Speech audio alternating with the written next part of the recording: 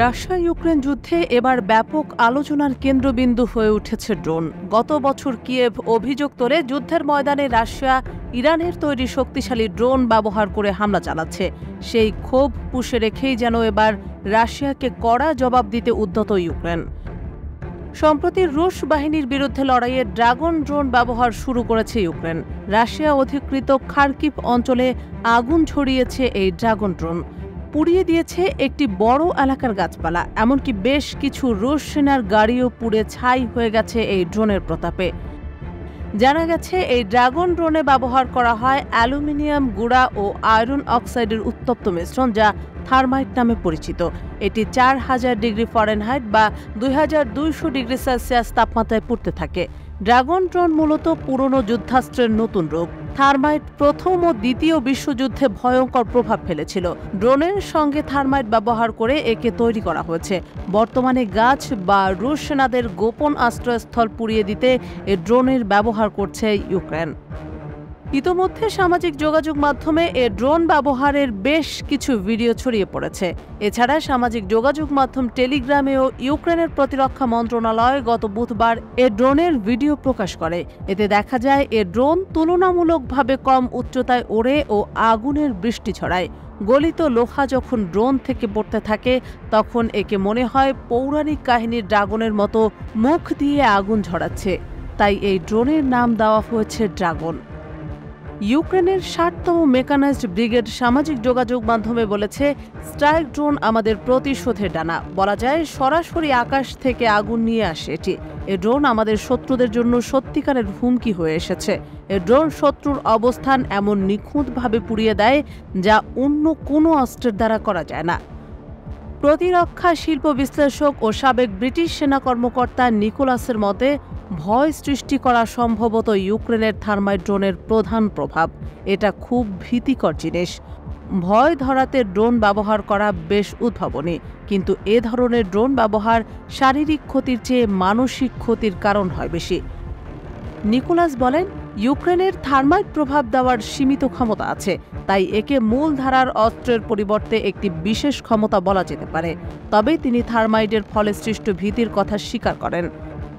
উল্লেখ্য যে থার্মাইট হলো এক ধরনের অগ্নিসংযোগকারী অস্ত্র। এটি যে কোনো জিনিস খুব সহজেই পোড়াতে পারে। যে কোনো ধাতব পদার্থও এটি পুড়িয়ে ফেলতে পারে নিমিষে। এ ধরনের অন্য অস্ত্র হল ন্যাপাম ও সাদা ফসফরাস। জার্মানির একজন রসায়নবিদ 1890 সালে থার্মাইট আবিষ্কার করেন। এটি রেলপথ ঢালাই করতে ব্যবহার করা হতো, কিন্তু পরবর্তীতে সামরিক কাজেও ব্যবহার শুরু হয়। মন্ট্রিলের ম্যাকগিল বিশ্ববিদ্যালয়ের তথ্য অনুযায়ী প্রথম বিশ্বযুদ্ধের সময় বোমা হিসেবে থার্মাইট ব্যবহার করত জার্মানিরা।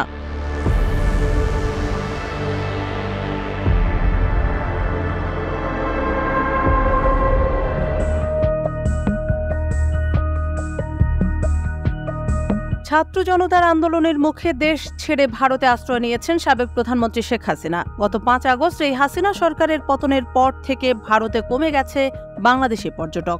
গত 1 মাসে যারা কলকাতায় গেছেন তার অধিকাংশই নিজেদের রক্ষা করতে দেশটিতে অবস্থান করছেন। সাধারণ পর্যটকরা না যাওয়ার কারণে প্রায় 60% কমেছে পোশাকের বাজারের বেচাকেনা। হোটেল বুকিং কমেছে প্রায় 70%। কমেছে চিকিৎসা নিতে যাওয়ার রোগীর সংখ্যাও। সব মিলিয়ে বড় ধরনের আর্থিক সংকটের মধ্যে পড়তে যাচ্ছে কলকাতার পর্যটক নির্ভর ব্যবসায়ীরা। শেখ হাসিনা ভারতে আশ্রয় নেওয়াতে দেশটির সঙ্গে বাংলাদেশের নতুন অন্তর্বর্তী সরকারের অভিজ্ঞতাও ভালো না হওয়ার সম্ভাবনায় ধারণা করা হচ্ছে খুব সহজেই কাটবে না এই সংকট। বাংলাদেশের জনগণ মনে করেন, বাংলাদেশে ভারতের অতিরিক্ত প্রভাব, পানি বণ্টন ও সীমান্ত হত্যা বন্ধ না হলে দীর্ঘ ক্ষতির মুখে পড়তে পারে কলকাতা। কলকাতার নিউ মার্কেট অথবা তার আশেপাশের বিপণী বিতানগুলিতে সারা বছরই বাংলাদেশি পর্যটকদের ভিড় লেগে থাকে, বেড়াতে এসে হোক অথবা চিকিৎসা করানোর জন্য। বেশিরভাগ বাংলাদেশি পর্যটকই কলকাতায় এলে কেনাকাটা করে থাকেন। খবর বিবিসি বাংলার।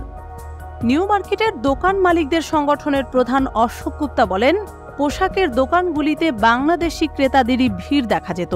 1 মাস হয়ে গেল, তারা এখন আর ভারতে আসছেন না প্রায় কেউই। আমাদের দোকানগুলোর 60% বিক্রি কমে গেছে এই 1 মাসে। পোশাক, সাজগোজের জিনিস অথবা জুতো সহ সব ব্যবসায়ী ক্ষতির সম্মুখীন হচ্ছেন বলে জানিয়েছেন তিনি। নিউ মার্কেটের কাছাকাছি আরও যে কয়টি বড় বড় শপিং মল বা বড় বড় দোকান আছে সেখানেও একই পরিস্থিতি বলে জানা যাচ্ছে। এছাড়া মার্কুইস স্ট্রিট বাংলাদেশি মানুষের কাছে অতি পরিচিত এলাকা। কলকাতার কেন্দ্রস্থলের এই এলাকায় বহু হোটেল রেস্তোরাঁ মূলত বাংলাদেশি পর্যটকদের উপরে নির্ভর করেই ব্যবসা করে থাকে। এছাড়াও ওই অঞ্চলের মানি এক্সচেঞ্জ, বাসের কাউন্টার সহ বাংলাদেশি পর্যটকদের প্রায় সব ধরনের পরিষেবাই পাওয়া যায়। ওই এলাকায় গেলে মনেই হবে না যে এটা ঢাকার বাইরে অন্য কোনো শহরের রাস্তা। তবে জুলাই মাস থেকে বাংলাদেশে কোটা সংস্কার আন্দোলন শুরু হওয়ার পর থেকে ভারতে বাংলাদেশিদের আশা কমে গিয়েছে, আর আগস্ট থেকে তা একরকম বন্ধই হয়ে গেছে। মার্কুইস স্ট্রিটের হোটেল মালিকদের সংগঠনের নেতা মনতোষ সরকার বলেন, এখন শুধুমাত্র মেডিকেল ভিসা নিয়ে মানুষ আসতে পারছেন, অথবা আগে থেকে যাদের ভিসা নেওয়া ছিল তারা আসছেন। তিনি বলেন, কয়েক মাস আগেও আমাদের হোটেলগুলোর 60 থেকে 80% অকুপেন্সি রেট ছিল, এখন সেটা নেমে এসেছে মাত্র 30%। মনতোষ আরও বলেন, মার্কুইস স্ট্রিটে তো শুধু হোটেল নয়, বাংলাদেশি পর্যটকদের আরও বহু পরিষেবা প্রদানকারী সংস্থা আছে, তাদেরও মূল ক্রেতা বাংলাদেশের পর্যটকরাই। তারা এখন এতটাই কম সংখ্যায় আসছেন যে সব ব্যবসায়ীরাই মার খাচ্ছে। কতদিন এই অবস্থা চলবে তা অনিশ্চিত, তাই অন্য কোনো অঞ্চলের ক্রেতাদের আকৃষ্ট করা যায় কিনা সে ব্যাপারে ভাবনা চিন্তা শুরু করছেন মার্কুইস স্ট্রিটের হোটেল ব্যবসায়ীরা।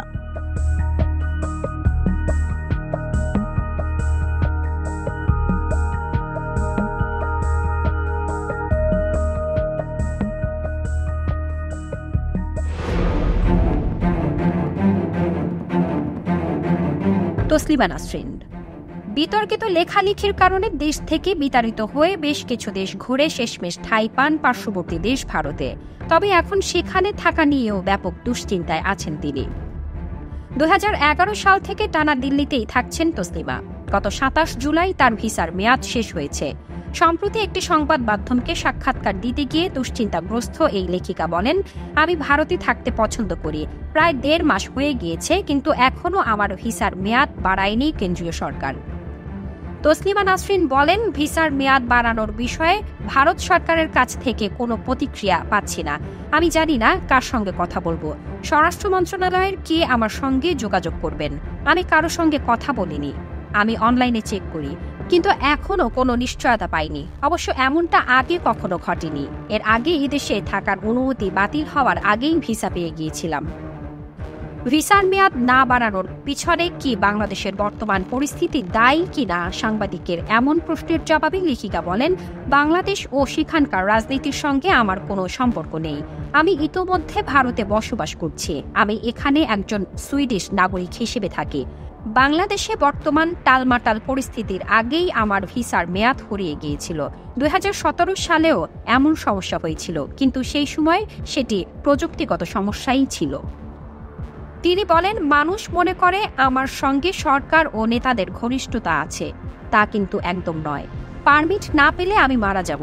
এখন কোথাও যাওয়ার মতো অবস্থা নেই।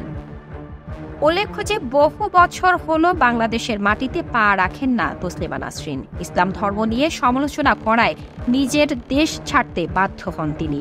নির্বাসিত হয়ে দীর্ঘকাল ইউরোপে বসবাস করেছিলেন তিনি। তারপর লেখিকা ভারতে থাকার সিদ্ধান্ত নেন। আগে তিনি মাত্র কয়েক দিনের জন্য অনুমতি পেতেন। 2004 থেকে 2005 সালে যখন প্রথম ভারতে পদার্পণ করেন, তখন কলকাতায় থাকা শুরু করেছিলেন। ওপার বাংলার সঙ্গে এপার বাংলার সাংস্কৃতিক ও ভাষার মিল থাকার কারণে কলকাতায় থাকতেই স্বাচ্ছন্দ্য বোধ করেছিলেন লেখিকা।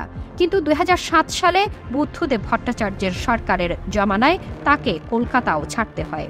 তসলিমা বলেন, তৎকালীন বামফ্রন্ট সরকারের মুখ্যমন্ত্রী বুদ্ধদেব ভট্টাচার্য প্রথমে আমার বই দ্বিখণ্ডিত নিষিদ্ধ করেছিলেন।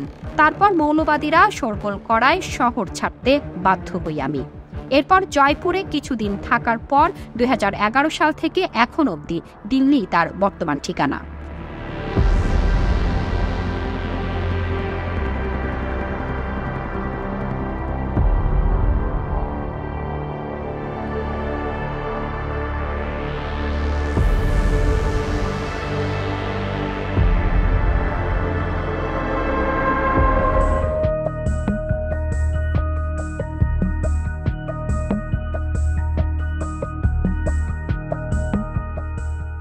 এক মাসের তীব্র লড়াইয়ের পর গত সপ্তাহে বাংলাদেশের সীমান্তবর্তী মিয়ানমারের পশ্চিমাঞ্চলীয় প্রদেশ রাখাইনের একটি নৌঘাঁটি দখলে নিয়েছে দেশটির রাখাইন ভিত্তিক জান্তা বিরোধী সশস্ত্র গোষ্ঠী আরাকান আর্মি।